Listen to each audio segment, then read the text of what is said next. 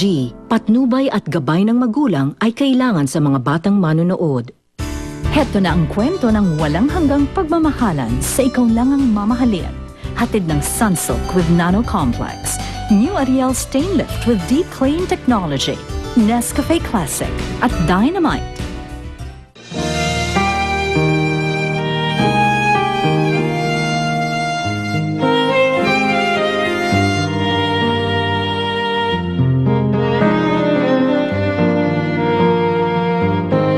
Bilangin yung mabuti yung mga kwintas, at saka yung mga ibang bag dyan at baka may mawalang iba. Pinariringgan niyo ba ako, Miss Pellegrino? Hindi na naman po yung ginagawa ni Clarice.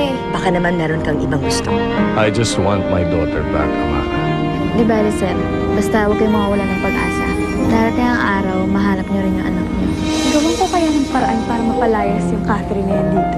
Baka pwedeng meron muna tayo dyan sa donation box. Papalitan naman natin eh. Anong ginagawa mo dyan? Bakit hawak mo yung donation envelope na yan, ha? Nakita ko po siyang nagnanakaw. Pinipigilan ko na nga po siya, kaya lang ayaw niya pong magpaawat eh. Asan na ba yung Clarice, best friend ko noon? Hinatay mo na yung kaibigan mong yun nung iniwan mo siya. Tingnan lang natin kung ano sasabihin ni Mr. Fuentebella kapag nalaman niya na sa ating dalawa, ikaw yung tunay na magnanakaw. Okay na ba yung mga bata? Dalhin nyo na sa session hall at susunod na ako, ha? Opo, Sige ma'am. na, okay. Opo, ma'am.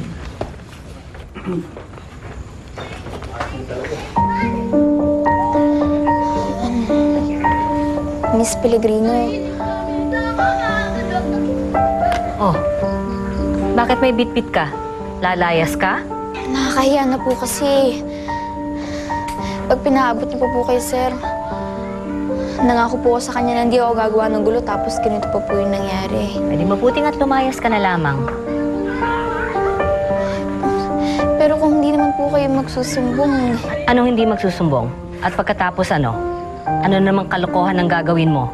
Hihintayin ko bang malaking halaga ang mawala sa foundation bago ako kumilos? ma'am, nagmamakaawa na po ako sa inyo. Huwag niyo na po ako isumbong kay sir. Ang tapang mo magpaalam tapos ngayon nakikiusap ka? Mabuti pa tuloy mo na yung paglalayas mo. Wala na po ako matutuluhin eh. Problema mo na yun. Sige na. Pero ma'am, Alis hindi na. na po. Alis na!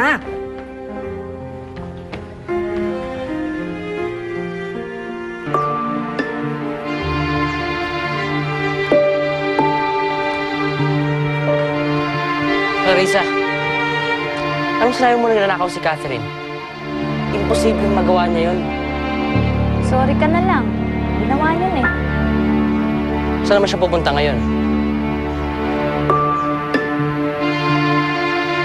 Di bale, alam ko na. Hoy, saan ka pupunta? Charles! Wisit! Wala na nga si Catherine, di pa rin ako pinapansin. Puro na lang Catherine.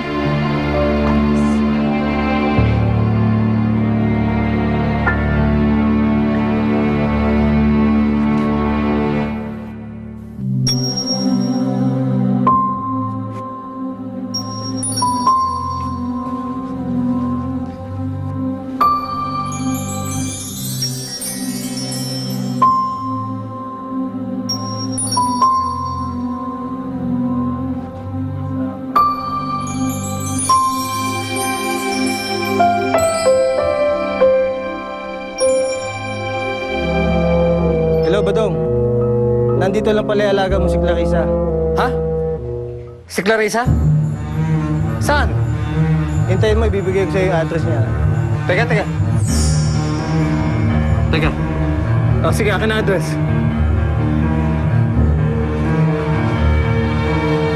Okay. Good. Thank you. Ano yung tungkol kay Clarissa? Nakita na si Clarissa. Ano ba? O, tara na.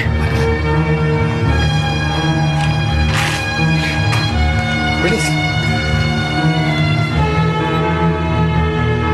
Miss Pellegrino, Sir Ferdinand. totoo ba na meron daw ninakaw si Catherine? Opo. Bakit niyo siya hinayaan umalis? Nahihiya na daw humarap sa inyo pagkatapos tayong pagnakawan. Alam niyo, hindi ako naniniwalang magnanakaw si Catherine. Pero yun ang totoo, Sir Ferdinand. Kitang-kita ko siya nang kinuha niya yung donasyon. Titiyak ko may mabigat na bagay kung bakit niya nagawa yun. Itinatanggi ni Clarissa na inutusan niyang bumili ng gamot si Catherine. Nasaan si Clarissa? Doon ko siya nakita kanina. Sige, thank you.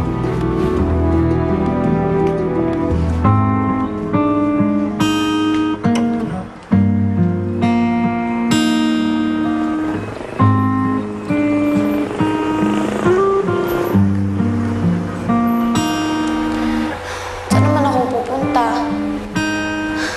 Paano kaya masasabi kay Ina yung nangyari? Mag-aalala na naman sa akin yan.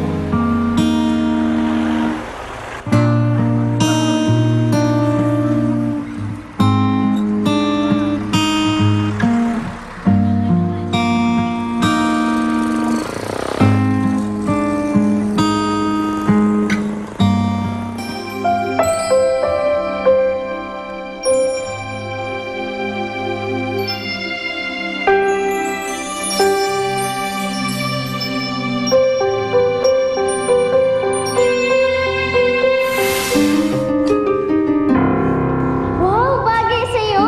Salamat ah!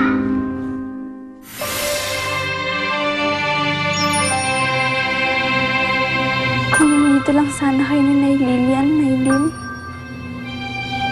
Sana may pamilya pa rin ako.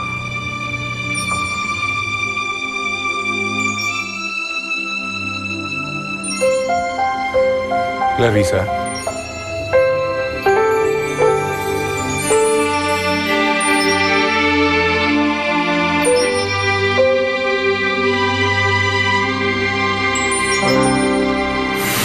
Isa ito sa mga magpapatunay na isa kang Puente Bella. Kwintas ni Maylin.